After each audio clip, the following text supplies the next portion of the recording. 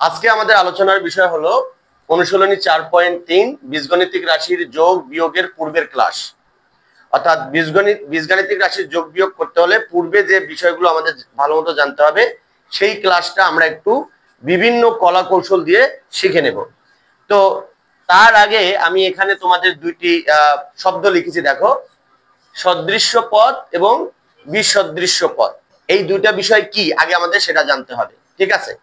দেখো, সদৃশ্য পদের মধ্যে আমি 1 নম্বরে লিখেছি চলক ও ঘাত একই হয়। চলক এবং ঘাত একই হয়।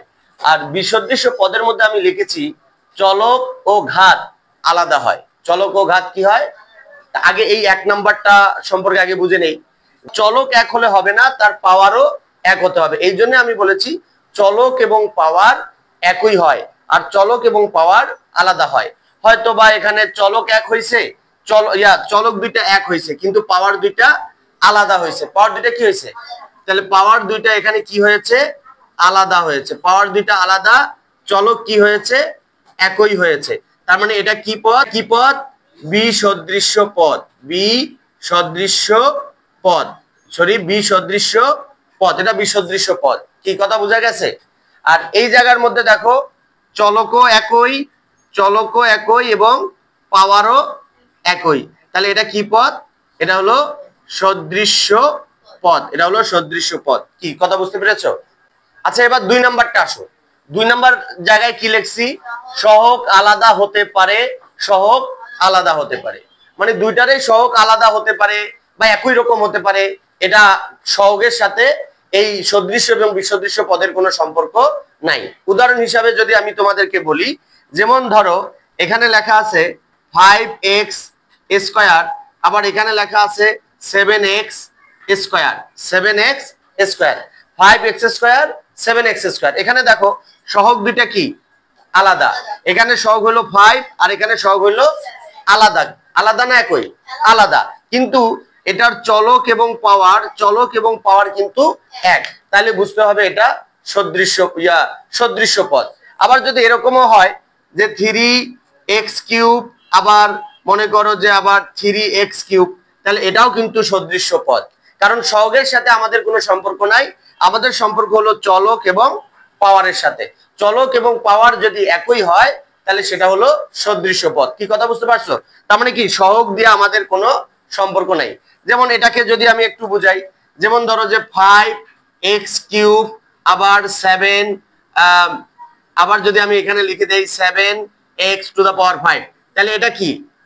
এটা হলো বিসদৃশ্য পদ। কিভাবে? সহগ আলাদা, সহগের সাথে আমাদের কোনো সম্পর্ক নাই, চলকের সাথে আমাদের সম্পর্ক। তো চলক x, চলক x, কিন্তু তার পাওয়ার গুলা কি আলাদা। তাহলে বোঝা যাবে এটা কি পদ? এটা হলো বিসদৃশ্য পদ। কি কথা বুঝতে পেরেছো? সদৃশ্য হলো, সদৃশের অর্থ হলো মিল, আর বিসদৃশের অর্থ হলো অমিল। অমিল বলতে কিসের মিল আর অমিল? চলক এবং পাওয়ারের মিল এবং অমিল। কি কথা বুঝতে পেরেছো? এখানে গরু, এখানেও গরু, এখানেও গরু, কিন্তু গরুগুলোর ধরন কিন্তু আলাদা। একটা শিং 2টা আর একটা শিং 3টা। আলাদা চলক যদি একই হয় কিন্তু পাওয়ার যদি আলাদা হয় তাহলে সেটাও যোগ করা যাবে না। কি কথা বোঝা গেছে? এবার দেখো অনুরূপ ভাবে যদি হয়, যেমন ধরো 3 গরু, কি গরু? ধরো এই গরুর 2টা শিং প্লাস আবার 5 গরু, এই গরুরও 2টা শিং, তাহলে কিন্তু এটা আমরা যোগ করতে পারবো। এটা কি করতে পারবো? কেন যোগ করতে পারবো? কারণ এটা হলো সদৃশ্য পদ। কি পদ? সদৃশ্য পদ। এর চলক গরু, শিং 2টা মানে পাওয়ার 2, এর চলক গরু, শিং 2টা মানে পাওয়ার 2। তার মানে কি সদৃশ্য পদ। তাহলে সদৃশ্য পদ হলে যোগ করা যাবে, আর সদৃশ্য পদের সাথে বিসদৃশ্য পদ যোগ করা যাবে না, আবার বিসদৃশ্য পদের সাথে সদৃশ্য পদ যোগ করা যাবে না। তাই এই দুইটা যদি আমরা যোগ করি তাহলে এই দুইটা যোগ করা যাবে। তাহলে কত হবে? 5 আর 3 যোগ করলে কত হয়? 8। 8 গরু, 8 গরু। আর এই জায়গায় কি দিতে হবে? 2টা শিং দিতে হবে। কি কথা বুঝতে পেরেছো?